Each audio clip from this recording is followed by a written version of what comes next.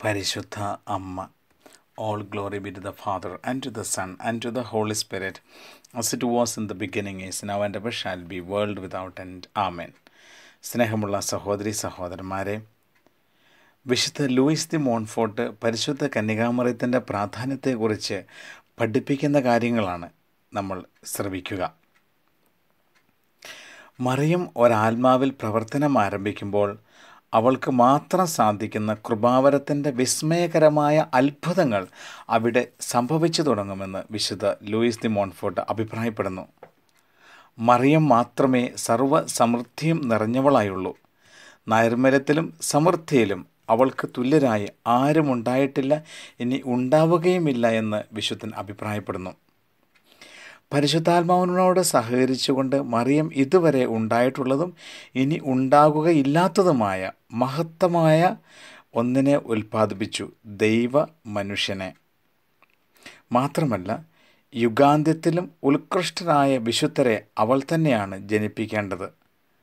ലോകാവസാനത്തിൽ ഉണ്ടാകാനിരിക്കുന്ന എല്ലാ മഹാവിശുദ്ധരുടെയും ശിക്ഷണവും രൂപവൽക്കരണവും സർവശക്തൻ അവൾക്കായി മാറ്റിവെച്ചിരിക്കുകയാണ് എന്ന് വിശുദ്ധൻ അഭിപ്രായപ്പെടുന്നു. എന്തുകൊണ്ടെന്നാൽ അതുല്യവും അത്ഭുതകരവുമായ സൃഷ്ടിയായ മറിയത്തിന് മാത്രമേ പരിശുദ്ധാത്മാവിനോടുള്ള ഐക്യത്തിൽ അതുല്യവും അസാധാരണവുമായവ പുറപ്പെടുത്താൻ കഴിയൂ. പരിശുദ്ധാത്മാവ് തൻ്റെ വധുവായ മറിയത്തെ ഒരാത്മാവിൽ ദർശിക്കുമ്പോൾ അവിടുന്ന് അവിടെ പറന്നെത്തുകയായി.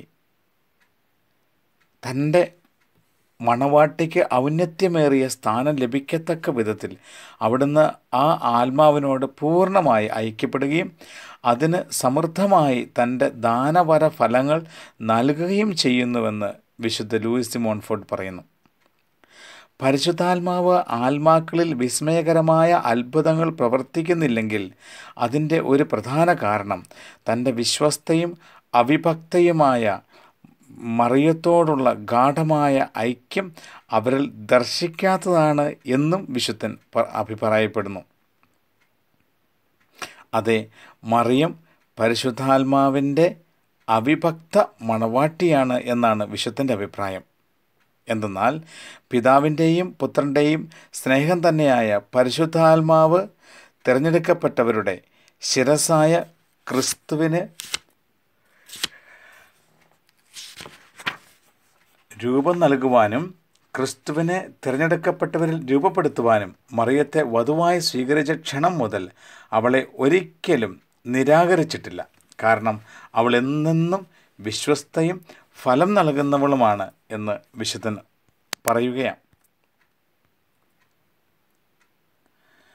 മറിയം എല്ലാ ഹൃദയങ്ങളുടെയും രാജ്ഞിയാകുന്നുവെന്നും വിശുദ്ധ ലൂയിസ് ദി മോൺഫോർട്ട് അഭിപ്രായപ്പെടുന്നുണ്ട്.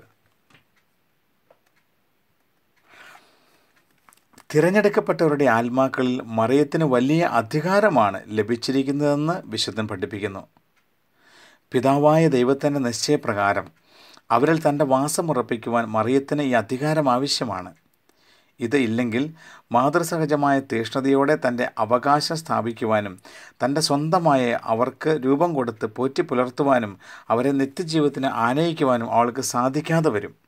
അതുപോലെ തന്നെ ക്രിസ്തുവിൽ അവരെയും അവരിൽ ക്രിസ്തുവിനെയും രൂപവൽക്കരിക്കുവാനും അവരുടെ ഹൃദയങ്ങളിൽ തൻ്റെ സുഹൃതങ്ങളുടെ വേരുറപ്പിക്കുവാനും അതോടൊപ്പം അവിടുത്തെ അവിഭക്ത മണവാട്ടി ആയിരിക്കുവാനും അവൾക്ക് കഴിയുകയില്ല.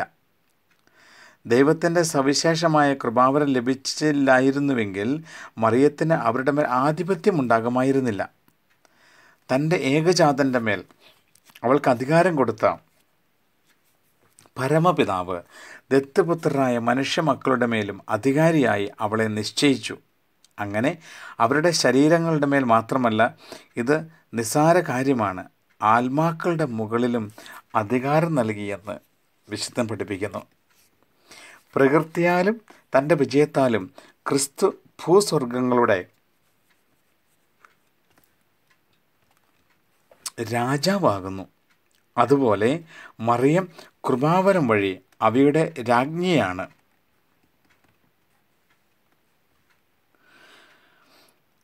ദൈവരാജ്യം നിങ്ങളിൽ തന്നെയുണ്ട് എന്ന് ലൂക്കാ സുവിശേഷം നമ്മൾ വായിക്കുന്നു. ഈ തിരുവചനം പറയും പോലെ ക്രിസ്തുവിൻ്റെ രാജ്യം ആന്തരികമാണ്. അതുപോലെ മറിയത്തിൻ്റെ രാജ്യവും ബാഹ്യമല്ല.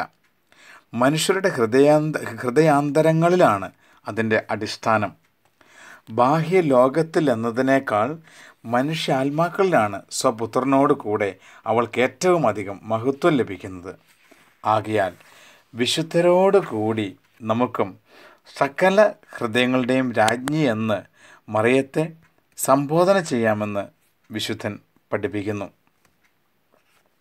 പ്രിയമുള്ള സഹോദരങ്ങളെ, ലൂയിസ് ദി മോൺഫോർട്ട് പഠിപ്പിച്ചതനുസരിച്ച് ദൈവസന്നിധിയിൽ ഒത്തിരി ശക്തിയും വിലയുമുള്ള പരിശുദ്ധ കന്യകാമറിയത്തിൻ്റെ കരങ്ങളിലേക്ക് നമ്മളെ ഓരോരുത്തരും ഏൽപ്പിച്ചു കൊടുത്ത് അമ്മയിലൂടെ യേശുക്രിസ്തുവിനെ കൂടുതൽ അറിയുവാനും അനുഭവിക്കുവാനും യേശുക്രിസ്തു ചേർന്ന് നിൽക്കുവാനും നമുക്ക് പ്രാർത്ഥിക്കാം.